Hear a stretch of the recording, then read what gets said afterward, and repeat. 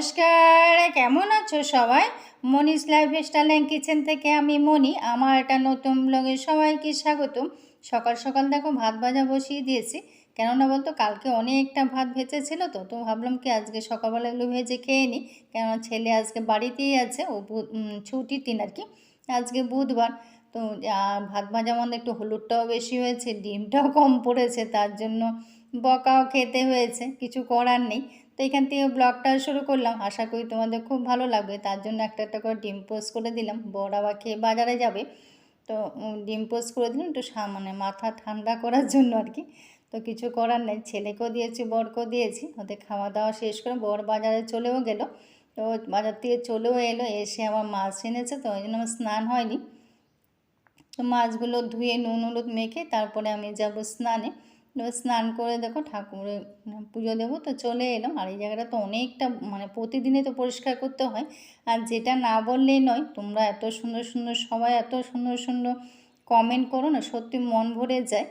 আর একজন একজন করে তো বলা মুশকিল, সবাইকে একসাথে বলে দিচ্ছি অনেক অনেক ভালোবাসা। মন থেকে বলছি, কাউকে ধন্যবাদ বলে ছোট করব না, সবাইকে অনেক অনেক ভালোবাসা। সাধারণ ভিউজটাও আছে তার মধ্যে, তাদেরকেও অনেক অনেক ভালোবাসা মন থেকে বলছি। আর বিশেষ করে আমার জামশাদপুর থেকে মাসিকে তো অনেক অনেক ভালোবাসা। মাসি প্রতিদিন কিছু না কিছু তো লিখবেই হোয়াটসঅ্যাপে, প্রতিদিন বলবে ঠাকুরঘরটা প্রতিদিন দেখাতে। তার জন্য আর কি জানি ঠাকুর পুজো সবাই আমরা দেখতে ভালোবাসি, করতেও ভালোবাসি, এটা তো সত্যি কথা। আর এখানে প্রতিদিন তো প্রদীপ জ্বালানো হয় সন্ধ্যার সময়, তার জন্য আমার দিনের বেলা এটা মেজে রাখতে হয়। তো মেজে পরিষ্কার করে যদি না রাখি, আবার সন্ধ্যার সময় আমি বাতিটা জ্বালাবো কী করে, ওই জন্য আমার এই কাজটা আবার সকালবেলা করতে হয়। তো সবটা আবার তুলসী মঞ্চটাও প্রতিদিন, যেহেতু আমের এখন মুকুল পড়ে, তো এখন আরও বেশি নোংরা হয়। আর ওই যার জন্য যেন পাকাটা পুরো কালো হয়ে আছে, যাদের আম গাছ আছে তারাই জানবে যে পুরো জায়গাটাই কালো হয়ে যায়। এই কালোটা কিন্তু উঠে না সহজে। আর এখন জানো তো টাইমের আগে কিন্তু সূর্য মামা চলে আসে, কিছু করার নেই। এটা কিন্তু প্রতি বছরে একই রকম নিয়ম, বিশেষ করে আমাদের এখানে। আমরা কিন্তু আমি কিন্তু শীতটাকে খুব ভালোবাসি, কিন্তু শীতটা এবার তো পেলামই না, কোনো উপভোগই করতে পারলাম না। যাই হোক ঠাকুর ঘরে চলে এলাম। আর শীত তো মনে হয় এবার কেমনে আসলো কেমনে চলে গেল বুঝতেই পারলাম না, কিন্তু গরমটা ঠিক বুঝিয়ে দেবে। ও কোনো দিন ও যা আছে ওকে কমিটা আমরা মেহসুস করতে পারবো না। শীতটা যেমন কমই মেহসুস করতে পেরেছি, কিন্তু গরমে একটুকু ওর এখনও তো মে জুন পড়েই আছে, তাই না বলো? আমরা যেখানে যারা আমরা এখানে থাকি তারা কিন্তু আমরা ঠিক জানি যে আমাদের এখানে গরমটা কেমন। সূর্য মামা কিন্তু টাইমের আগে ঠিক চলে আসে। আজকে যেহেতু বুধবার, আর আমি 15 দিন অন্তর অন্তর তো এগুলো সবটা চেঞ্জ করি, তা আজকেও অফ ক্যামেরা সবটা করে নিয়েছি। তো সবাই তো আমরা ঠাকুর পুজো দেখতে ভালোই বাসি। আর সবটা পরিষ্কার করে গুছিয়ে, আজকে ফুল খুব কম ছিল, তো কম ফুল যেমন কথা একটা আছে না, তা আমি এটা তো সবসময় বলি, যখন যেমন তখন তেমন, তাই না বলো? আর এখন গাঁদা ফুলগুলো না এনে রাখলেও কিন্তু থাকে না, কেমন জানি শুকিয়েও যায়, আবার শুকিয়েও যায়, পচেও যেমন কেমন জানি হয়ে যায়, রাখা পোকা থাকে তো কীরকম জানি হয়ে যায়। ওগুলো সবগুলো ফুল দেওয়াও যায় না, অনেক ফুল বাদ দিতে হয়। তো এই যে ফুল পেয়েছি সেই দিয়ে পুজো দিলাম, ঠাকুর পুজোটাও হয়ে গেছে। আজকে জানো তো অনেক বড় একটা সারপ্রাইজ ছিল, তো সেটা কিন্তু ভাবার বাইরে, ভাবিও নি যে এই সারপ্রাইজটা আজকে পাবো। এটা বিশাল বড় সারপ্রাইজ। আজকে বিকেলবেলা আবার যাওয়ার আছে, যে একটু চৈত্র সেলও দেখতে যাব। তো তোমাদেরকে একটু দূর থেকে দেখিয়ে দিলাম, বিশেষ করে জামশাদপুরে মাসির জন্য একটু শেয়ার করি, মাসি প্রতিদিনে দেখতে চাই আর কি। তো রান্নায় বসিয়ে দিলাম, ডালটা হয়ে গেছে। আর এদিকে দেখো ডিমের জন্য মশলাটা বসিয়েছি। আর একটা নিরামিষ তরকারি করলাম, যেটা বলছিলাম যে সারপ্রাইজটা কি। সারপ্রাইজটা হলো কি, আসাম থেকে আসামি তো আমার বাবা বাড়ি, শ্বশুরবাড়ি বাবা বাড়ি আসামি। তো আসাম থেকে আমার দেওর এসছে, যা এসছে, ওরা যে আসবে আমি আমরা কেউই জানতাম না। তো ওরা আমাদের বলেই নি আসবে, যে সারপ্রাইজ দেওয়ার জন্য এসছে আর কি, হঠাৎ করে। তা আজকে যে এসে উঠবে এটা ভাবতেও পারিনি। ভালো তো লেগেছে, সারপ্রাইজটা তো সত্যি ভালো লাগে। আর কিন্তু জানা থাকলে কি হয়, একটু রান্নাটা সেরকম করা যায় আর কি। সেরকম কিছুই করতে পারিনি, মাছ ভাজাই হয়েছিল শুধু। তো মাছ ভাজা দিয়ে ভাত দিয়ে খেতে বসে গেছে, আর কিছু করার নেই। আর কিছু তেমন কিছু রান্না বান্নাও করিনি, তো ওরা কেউ জানে না, মানে আমার বাড়ির লোক কেউই জানে না যে আমি ভিডিও করি। তো সেটাই আর কি বলছিলাম, আজকে ভিডিও করার কথা। সেটি হাসাহাসি হচ্ছিল, কিন্তু খুব ভালো লাগছিলো। ছেলে আসলে মাধ্যমিক পরীক্ষা দিয়েছে, তো ওর এক ছেলে এক মেয়ে। মেয়ে ব্যাঙ্গালোর থাকে, মেয়েও পড়াশোনা করে এখন চাকরি করছে। আর ছেলে মাধ্যমিক দিয়েছে, ওই জন্য বেড়াতে। আর বিকেলবেলা দেখো চলে গেলাম সেল বাজারে। তো সেল বাজার দেখবো না, মানে চৈত্র সেল বাজার দেখবো না, এটা কি হয়? কিনি আর না কিনি, কিন্তু দেখতে বেশ ভালোই লাগে। আর যদিও জায়গাটা মানে জায়গাটা ছোট জায়গা, তো দোকানপাটও তেমন, কিন্তু বড় বড় মানে শোরুম টোরুম এখানে নেই।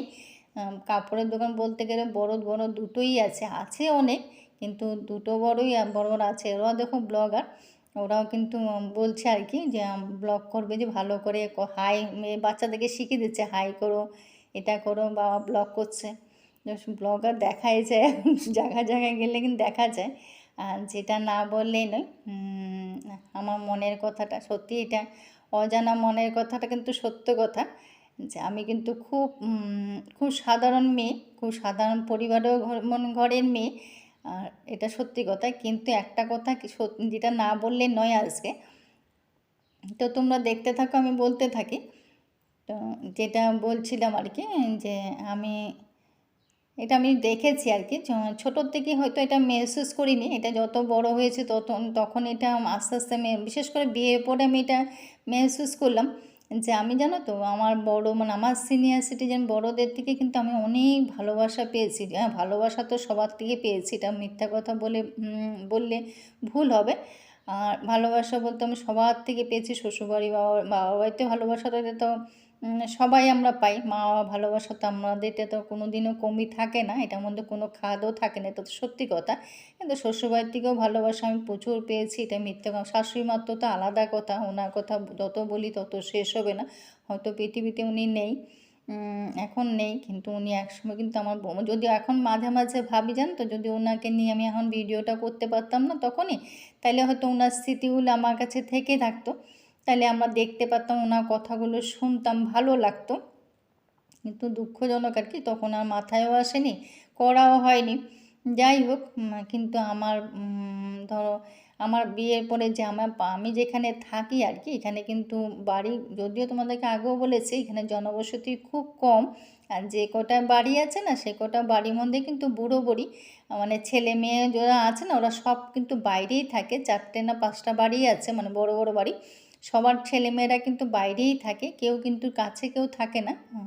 কিন্তু ওনাদের কারো হয়তো, আমার পাশের ঘরে কাকিমা একা, যেমন কাকু নেই, কিন্তু আমি জানো তো ওদের অনেক ভালোবাসা পাই, এটা কিন্তু সত্যি কথা। তারপরে আমি ইউটিউবের মাধ্যমেও দেখেছি, অনেক অনেক ভালোবাসা পাই কিন্তু আমার গুরুজন থেকে, আমি এটা দেখেছি। কেননা বলছেন তো, কালকে একজন এক দাদাভাই আমাকে কমেন্ট করেছিল যে তুমি একটা মিউজিক দিতে পারো, পায়ে পায়ে চলবে, মিউজিকটা ভালো লাগবে, হয়তো ভালো লাগতো আর কি। কিন্তু আরেকজন বয়স্ক মানুষ উনি বললেন যে, উনিও ব্লগার, কিন্তু বললেন যে না না ঠিকই আছে, তুমি কথা বলো, কথাগুলো শুনতেই ভালো লাগে, মিউজিক টিউজিক দিতে হবে না, যেমন আছে তেমনই থাক।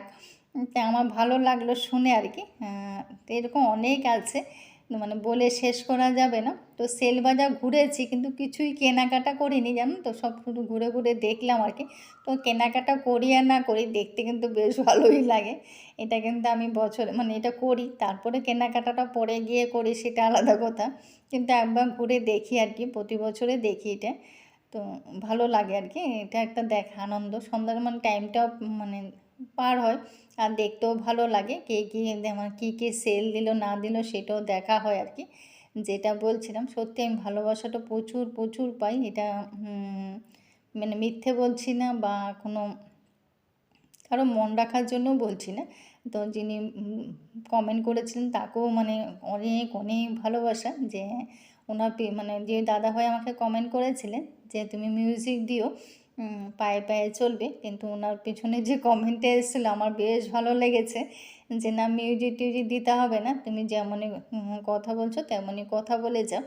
তো জানি না, হয়তো ওনার ভালো লেগেছে, কার কেমন লাগে। আমি শুনি এমনি, সবাই তো লেখো যে তোমার কথা শুনতে ভালো লাগে, এটাও তো একটা বিশাল পাওনা, তাই না বলো? উম, এটা মানে হয়তো সবাই মন থেকেই বলো, এটা আমারও বিশ্বাস, আমার একটা আমি বিশ্বাসটা বেশি করি, বিশ্বাসে আমি জানি সব মিলায় বস্তু, এটা আমি সবসময় মানে এটা আমি সত্যি কথাই বলছি, আমার বিশ্বাসটা বেশি। আমি জানি বিশ্বাস, দেখো পৃথিবীতে আমরা কে কদিন আছি, কিন্তু বিশ্বাসটা তো রাখতে হবে, বিশ্বাস করতে করতে একদিন ঠিক বিশ্বাসের জায়গায় চলে আসবে, সেটা আমার বিশ্বাস। কিন্তু যেটা ভাগ্যে আছে সেটা তো হবেই, সেটা তো কিছু করার নেই। তো সব ঘুরে টুরে চার দিয়ে করে একটু ধনেপাতা কিনলাম, আর একটু কী কিনলাম আমার মনে পড়ছে না, যাই হোক। আর ও একটু পাজি কিনা ছিল, তো পাজিও যেহেতু এখন বছর শেষ হয়ে গেছে, মানে বাংলা বছর তো শেষ হয়ে গেছে, এখন তো পাজির দরকার। আর আমার একটু যেহেতু শনিবার তোমাদের সঙ্গে শেয়ার করেছিলাম, শনিবার আমি বাতি জ্বালাই, আমাবস্যাতেও বাতি জ্বালাই, মানে মন্দিরে গিয়ে। আর শনিবারে তো অশ্বত্থ গাছে গিয়ে বাতি জ্বালে, তো প্রদীপ তো আমার কিনতেই হয়। তো প্রদীপও কিনবো কটা, আর ঠাকুর ঘরে অগুরও শেষ হয়ে গেছে, সেটাও কিনবো, আর একটা পাজিও কিনলাম। তো এগুলো কিনে শেষ করে তারপরে চলে যাব বাড়ি। এই পয়সা দেওয়ার জন্য মানে খুচরো 2 টাকা চাইছে, 2 টাকা কম পড়ে, 2 টাকাটা খুঁজে পাচ্ছি না কোথায় রেখেছি। যাই হোক পরে পেয়েছি, পেয়ে তারপর দিলাম, দিয়ে তারপরে কেনাকাটা করে তারপরে সোজা এখান থেকে আমি প্রদীপটা নিই আর কি। তো এখানে প্রদীপগুলো যে 1 টাকা করে নেয়, ওই জন্য এখান থেকে নিই, বাকি অন্য অন্য জায়গাতেও 2 টাকা করে নেয়, আমি এখান থেকে 1 টাকা করে পাই। আমি 1 টাকা করে যখন পাই আবার 2 টাকা করে যাবো কেন, তাই না বলো? তো এখান থেকে আমি 1 টাকা করেই নিই। আর দেখো দেখো জায়গাটা কিন্তু ছোট, কিন্তু মানুষ কিন্তু সন্ধ্যার সময় মানুষ, আরও ট্রেন চলে, তো ট্রেনে সব মানে যারা যারা কাজ করে তারা আসে যায়, মানে ট্রেনে প্রচুর ভিড়ও থাকে, দেখতেও ভালো লাগে। কিন্তু এখান থেকে কোনো দিন কিছু এখনও অবধি শুনিনি যে এখানে চারদিকে কিন্তু দোকানপাট নিয়ে কিন্তু ঠিক বসে, সবাই এখান থেকে কেনাকাটাও করে। তো দেখতে অনেক দিন পর কিন্তু আমি বেরিয়েছি, আমি কিন্তু খুব মানে আগে যেমন রেগুলার বেরোতাম, একটা বেরোনো একটা ছিল আমার শাশুড়িমা থাকতে, কিন্তু এখন তেমন বেরোনো হয় না, মানে কমই হয়। তা আজকে অনেক দিন পর বেরিয়েছি, একটু ভালোই লাগছিল। মাঝে মাঝে বেরোলে কিন্তু মনটা একটু ফ্রেশই লাগে, এটা সত্যি কথা।